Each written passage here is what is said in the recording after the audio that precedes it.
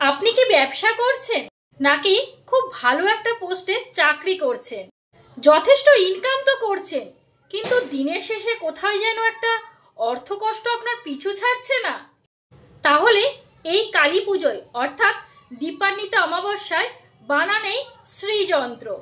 যদি সঠিক নিয়ম মেনে এই শ্রীযন্ত্র বানিয়ে আপনি আপনার বাড়ির লক্ষ্মী ঠাকুরের চরণে রাখতে পারেন, তাহলে আমি কথা দিচ্ছি আগামী 3 মাসের মধ্যে আপনার বাড়ির থেকে অর্থকষ্ট চিরকালীন বিদায় নেবে। এর জন্য বাড়িতে নিয়ে আসুন একটা লক্ষ্মী ঝাঁপি। লাগবে কিছুটা আতপ চাল, 5টা হলুদ কড়ি, 5টা গাঁঠ হলুদ, 5টি সুপারি, 5টি শঙ্খনাভি এবং 5টি কমলপদ্ম, 5টা সবুজ এলাচ, 5টা ফুল সমেত লবঙ্গ এবং 5টা 1 টাকার কয়েন। ঝাঁপিটিকে চাল দিয়ে পূর্ণ করুন। তার মধ্যে একে একে সমস্ত জিনিস রেখে পুটুলি বানিয়ে নিন।